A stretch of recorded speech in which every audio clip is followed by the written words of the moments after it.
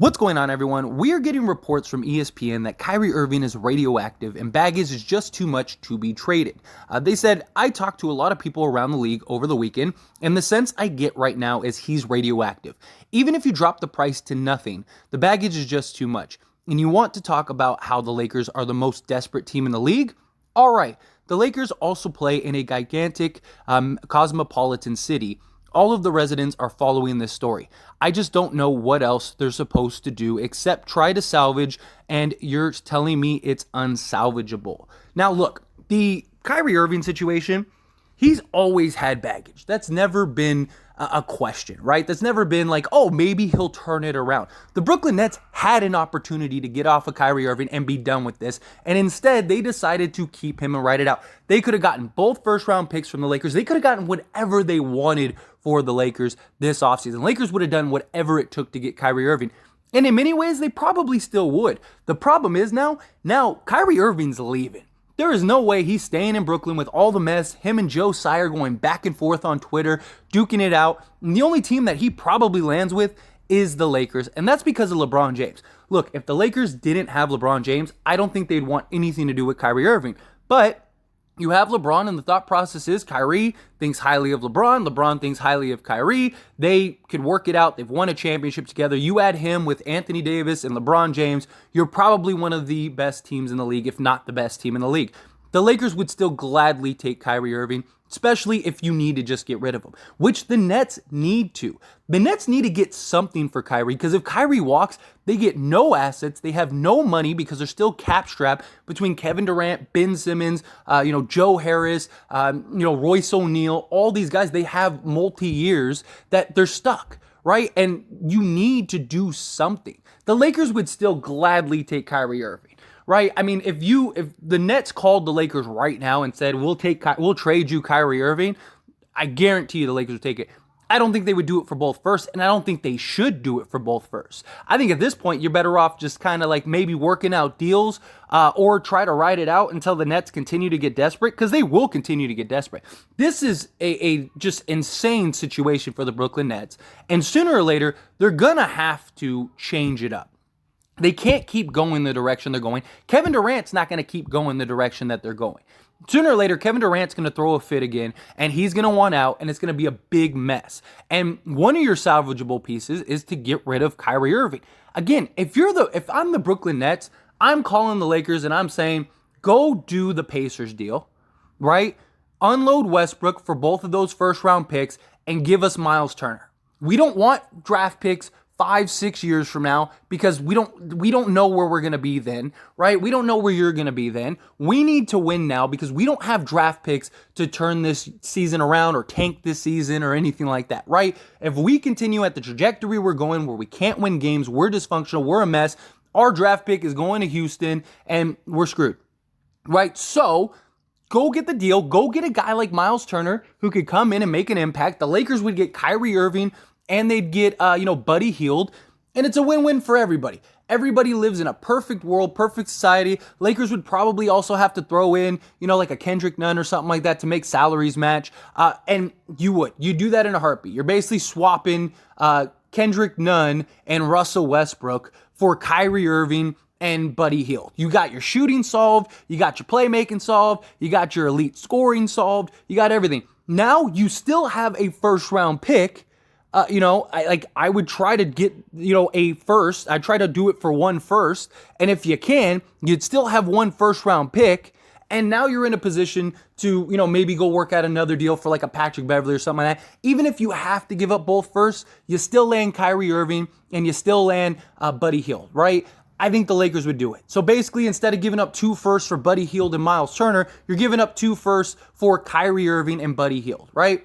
Kyrie Irving, you're not going to have to pay him a max, because where's he going to go, right? He has nowhere to go, right? So he's not going to have max offers just offered to him galore. So you get him re-signed on a reasonable contract, and now you got Kyrie Irving, Buddy Hield, LeBron James, and Anthony Davis for the next several years. Go take a look at like a Hassan Whiteside or something like that to go get you a center, and you're good. You're good. All is right in the world. Yes, could we use some wing defense? Could we use a sizable wing? Yes, of course we could. But look, they're not really out there. other than us, maybe doing a Hornets deal, which I do really like the Hornets deal, but there's a lot of questions and risks with that deal, especially if you can't get like a PJ Tucker or something like that. And it's a lot of long-term salary. You get Kyrie Irving on a reasonable deal, a reasonable contract. You got him for the next several years. You got him. LeBron James is going to be happy. And the three of these guys, I believe, can turn this season around for the Lakers. Because now Kyrie Irving doesn't have to be just the guy next to Kevin Durant. Now he's, second, third option in some cases. Still have Anthony Davis. You got these three. Get your scoring, which the Lakers don't have a problem defensively. Defensively, they are fantastic, right? They are one of the top 5 teams in the league defensively. The problem is you don't have scoring and you don't have that consistent scorer night in and night out outside of LeBron James and Anthony Davis. You go get Kyrie Irving, you got that. You go get Buddy Hield, you got that. And you still have your same roster. You basically got rid of Russell Westbrook and Kendrick Nunn, right? Now, if you can maybe just work out a deal, like even if you don't get Buddy Hield, right? If you can, maybe try to work out a deal for 1 first for just Miles Turner. Send Miles Turner to the Nets. The Nets get Miles Turner and Miles Turner and Kendrick Nunn. Lakers get Kyrie Irving. And then you still have that 1 first, like I said, and maybe package that with, Patrick Beverly and a couple pieces or whatever, and try to go get like maybe a Jakob Poeltl or, a Jakob Poeltl and Josh Richardson or something like that. Now you have your point guard, your shooting guard, your small forward, your power forward, and your center.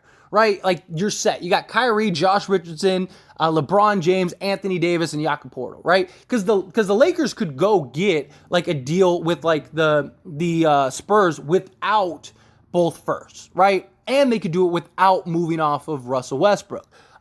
Or you could work out a 3-team deal or a 4-team deal. You could work it out if you needed to, or just straight up just trade for Kyrie Irving. Give up 1 first for Kyrie Irving and say, hey, you get Russell Westbrook. Yeah, at least you get a guy that isn't going to give you a headache, that's going to show up and wants to play night in and night out. You've seen that he's willing to adjust and play defense. He's number 2 overall in total defense amongst point guards, and he's number 14 in the entire league right now. So you got a defensive guy that has shown the willingness to show up and step up and even play 6-man if you need him to, all of that stuff. You're in a great position. You get a first-round pick. We get Kyrie Irving. We still have a first-round pick. We still got Kendrick Nunn. Maybe we take on, because we'd have to take on somebody else. Maybe we take on, Joe Harris.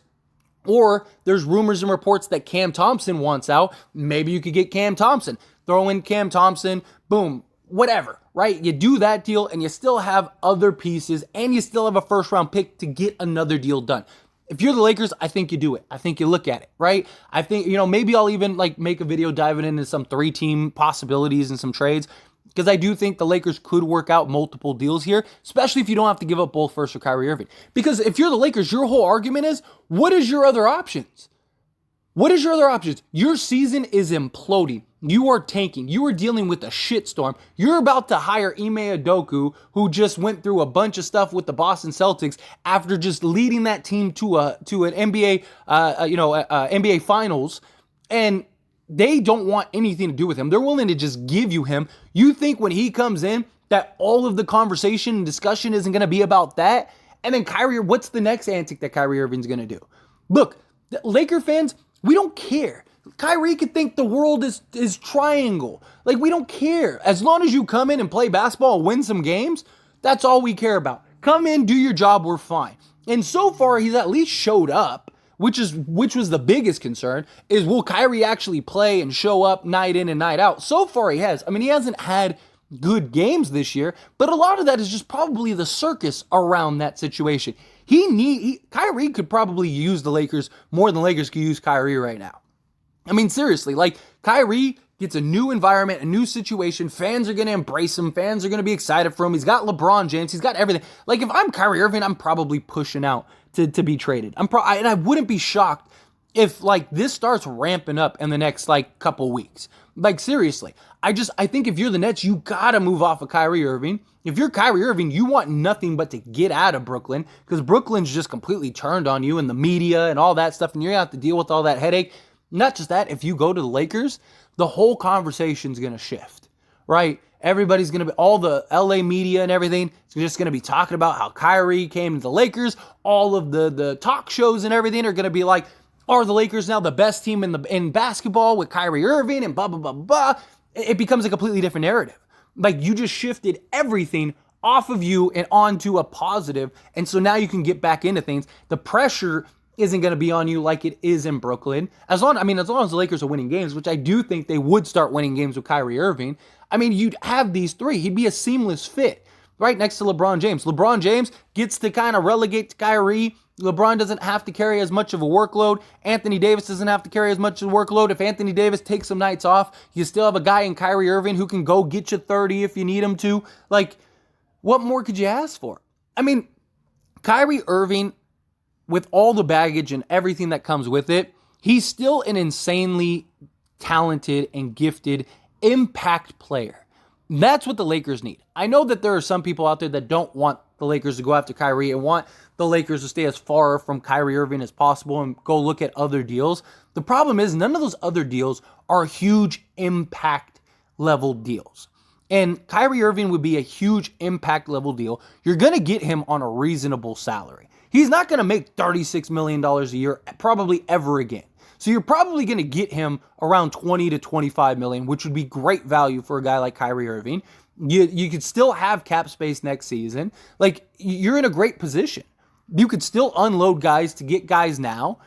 It's a win-win situation. It's perfect world, perfect copacetic. I don't buy that the Lakers wouldn't do a trade for Kyrie Irving. If the Nets called the Lakers right now, I guarantee you the Lakers would do it. But if you're the Lakers, you cannot do it for both first. You can't. There is no way, no reason, no how.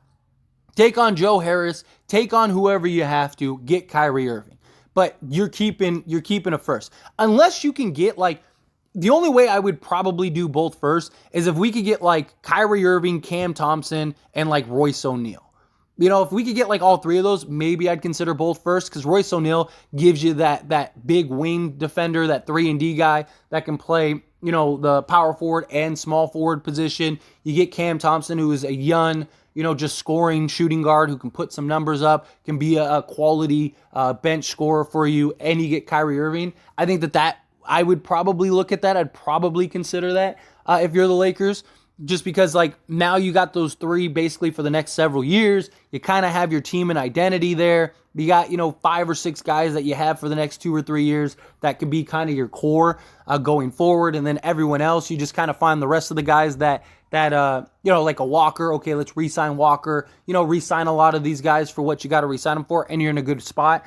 If it was something like that, I would probably do it. But even then, it'd be hard pressed to consider, just because I'd be like, no, who's giving you anything for Kyrie Irving? Who wants Kyrie Irving now? Who's giving you anything for Kyrie Irving now? You're lucky to be able to unload Kyrie Irving at this point and get something of value, especially if you can get Miles Turner, right? If you can get Miles Turner, cool, perfect, right? Here you go. At least you get something in replace for Kyrie Irving.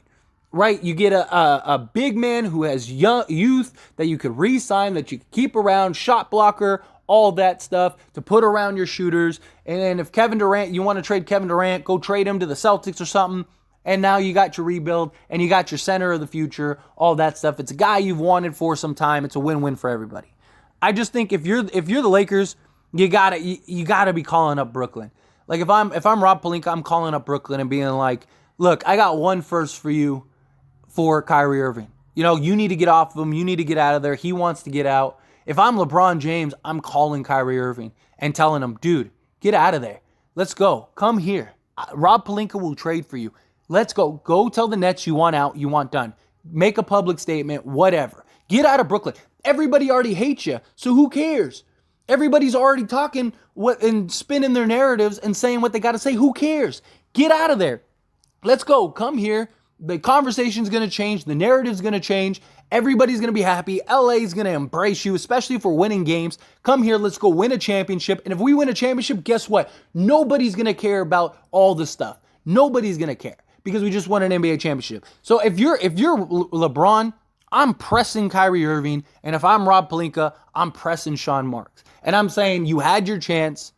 We were going to give you both first. You thought you would work it out again. and that all would be right in the world, and now look at you. Now you're in a worse position than you've probably ever been with this team. You're not winning games. You don't have draft picks to tank or restart or rebuild. You're going to be trading Kevin Durant sooner rather than later, right? Because Kevin Durant ain't going to ride in this mess for that much longer. Like, no matter what, sooner or later, you're going to end up having to make this decision. And the longer you wait, the less it's going to cost you. Like, if you're the Brooklyn Nets, you need to just change it now, right? While the season's still young, while you still have a chance before it's too late. And look, I think right now, Brooklyn could actually use Russell Westbrook. Like, they could just use his fierceness, his tenacity. Again, he's playing great defense. They need a guy that can, night in and night out, is going to show up and give you 100%. So I think that they could do worse than Russell Westbrook, especially in the situation that they're in with Kyrie Irving. Plus, Westbrook and Durant, they know how to play together. Durant might not like it very much, but obviously you don't care about how Kevin Durant feels. So get it done. Anyway, as always, this is a discussion, so I want to hear from you. Let me know your thoughts and opinions down in the comment section below. Do you agree with me? Do you disagree with me? Do you think that this needs to happen? Do you think this should happen? Do you think it'll eventually happen? However you feel, good, bad, ugly, somewhere in between. Let me know down in the comment section below.